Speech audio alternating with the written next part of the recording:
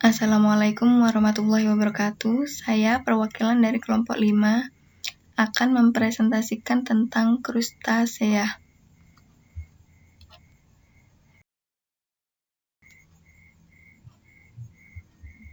Anggota dari kelompok 5 terdiri dari Ainun Komariah, Fadila Ramadan, Najma Fadia Rahmadina, Sherly Nurjannah, dan Dinda Putri Asyah.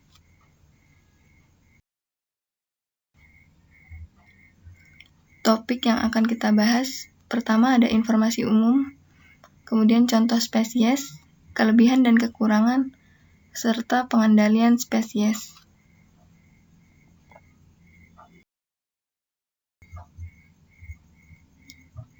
Pertama, informasi umum.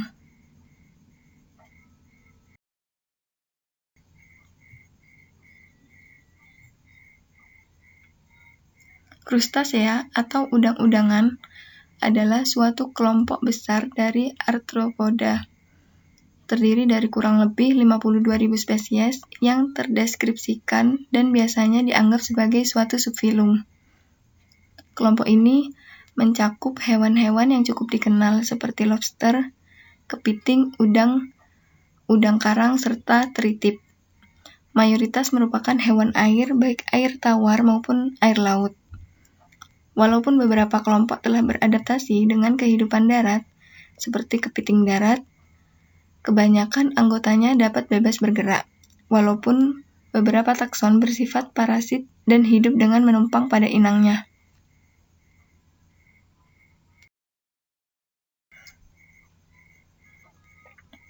Krustasea memiliki beberapa karakteristik yang sangat unik dibandingkan hewan lainnya.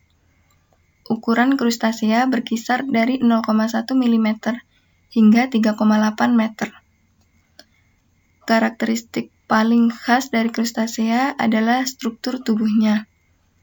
Mereka memiliki kepala yang terbentuk dengan sangat baik dan dilengkapi dengan 5 tonjolan.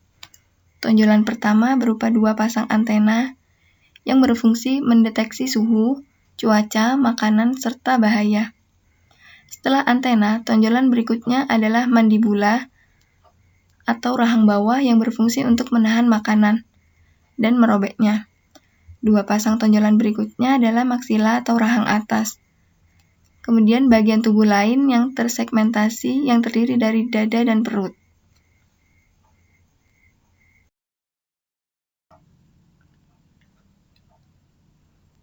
Krustasea memiliki sistem peredaran darah terbuka atau tidak memiliki jantung, dan 2 bagian sistem saraf, yaitu 1 saraf ventral dan sistem ganglia. Krustasea bereproduksi secara seksual dengan menghasilkan telur. Kedua jenis kelamin krustasea dapat dibedakan oleh kaki perut yang disebut swimmeret atau pleopod. Pasangan pertama pleopod pada krustasea jantan berfungsi untuk mentransfer sperma. Ada pula beberapa krustasea yang hermafrodit, di mana organ seksual jantan dan betina ada dalam satu tubuh. Misalnya teritip. Krustasea termasuk binatang pemburu. Saat berada dalam air, krustasea berburu ikan kecil atau hewan air kecil lainnya, seperti plankton. Krustasea kecil dikenal sebagai pemulung yang memakan makanan sisa atau makhluk hidup yang telah mati.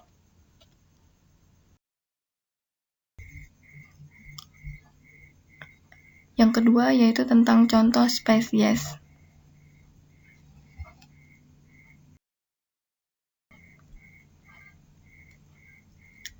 Satu, kutu air. Secara umum, kutu air hidup di air tawar. Ciri khas organisme ini adalah bentuknya gepeng, ke samping, dan beruas-uas. Kutu air hidup pada selang suhu 18-24 derajat Celcius, yang merupakan selang suhu optimal untuk pertumbuhan dan perkembangannya. Badan kutu air atau dapnia hanya terdiri dari kepala dan belali. Alat penggerak utamanya adalah antena. Pada waktu tertentu, dapnia akan berganti bulu dan mengganti kulit eksternalnya.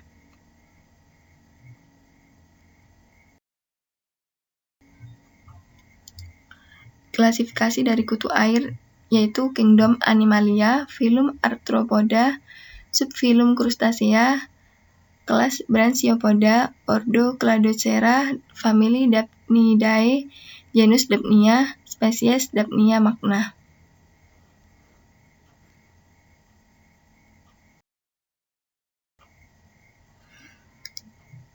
Kedua ada kepiting bakau. Kepiting bakau atau Scyllacerata merupakan salah satu sumber keanekaragaman hayati yang berhabitat di dalam hutan mangrove yang umumnya tumbuh serta berkembang pada kawasan pesisir.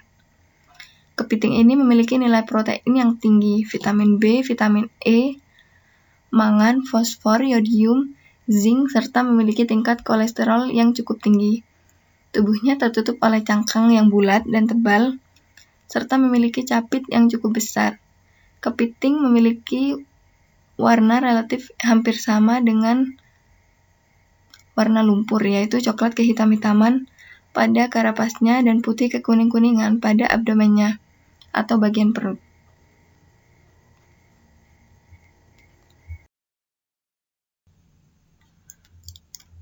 Klasifikasi kepiting bakau yaitu Kingdom Animalia, Phylum Arthropoda, kelas Crustacea, Ordo Decapoda, famili Portunidae, genus Scylla, spesies Scyllacerata.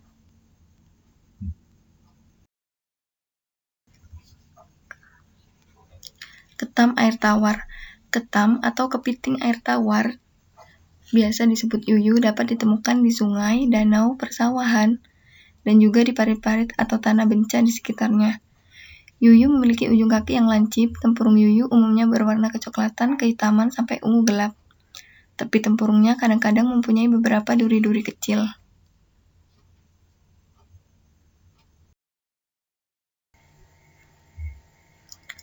Klasifikasi ketam air tawar yaitu Kingdom Animalia, Phylum Arthropoda, Phylum Crustacea, kelas Malacostraca, Ordo Decapoda, famili Gecarcinusidae, genus Paratelpusa, dan spesies Paratelpusa convexa.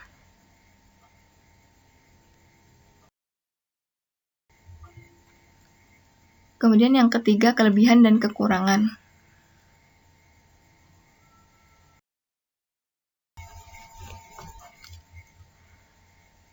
1. Kutu air, di mana kutu air memiliki kelebihan dapat dijadikan sebagai pakan ikan karena kutu air mengandung protein yang dapat mencapai 66% dan lemak 6%, sehingga sangat cocok bagi benih ikan yang masih dalam tahap pertumbuhan.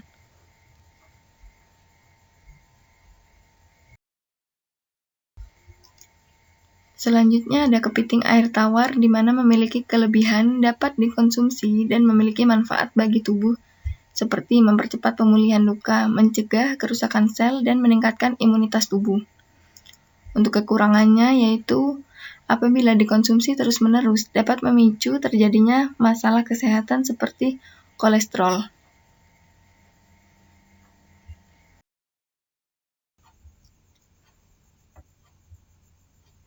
Ketam air tawar, di mana memiliki kekurangan dapat menjadi hama bagi petani karena ketam sering membuat lubang-lubang sarang di pematang sawah dan tepi saluran irigasi. Hal ini menyebabkan kebocoran yang memiliki fungsi untuk mengairi sawah pada proses keluar. Ketam air tawar juga menyerang pada semaian padi, yaitu dengan memotong pada bagian akar padi yang masih muda dan menyebabkan tanaman padi roboh dan mati. Kelebihannya yaitu dapat dikonsumsi dan memiliki manfaat bagi kesehatan berupa mencegah kanker, penyakit liver, dan mempercepat penyembuhan luka. Selain itu dapat dijadikan konsentrat atau pakan ayam.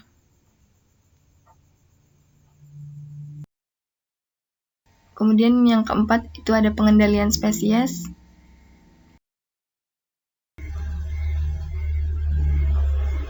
Pertama, pengendalian kutu air. Pengendalian dilakukan menggunakan musuh alami. Kutu air atau Dapnia sp mempunyai banyak musuh alami untuk mengontrol populasinya sedemikian rupa sehingga tercipta suatu keseimbangan. Salah satu musuh alami Dapnia adalah Hydra.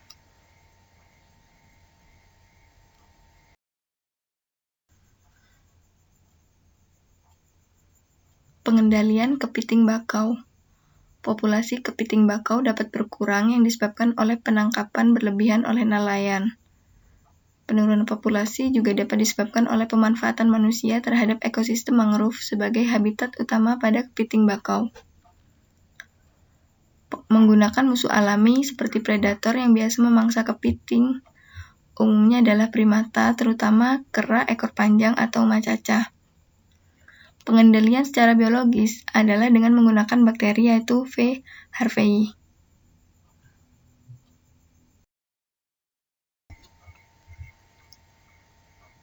Pengendalian ketam air tawar yaitu dilakukan dengan bongkar sarang hama yuyu ini. Sarangnya dicirikan dengan bentuk bolongan pada bagian tanah. Untuk pengendalian fisik atau mekanik, yaitu dapat dilakukan dengan mengumpan dan menangkap kepiting pada malam hari.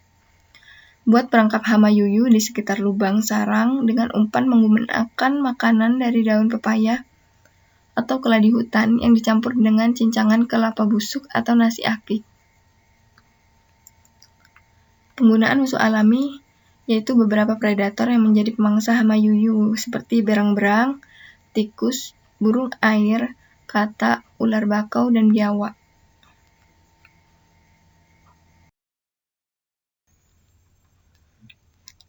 Lanjutan pengendalian ketam air tawar yaitu dengan menggunakan daun sente atau keladi hutan, yaitu daun dicincang hingga bisa dimakan oleh kepiting.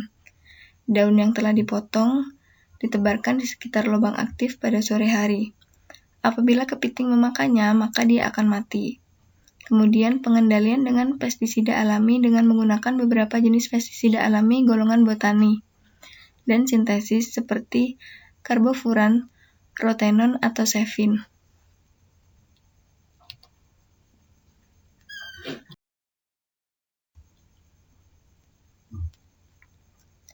Sekian presentasi dari kelompok 5. Kurang lebihnya mohon maaf.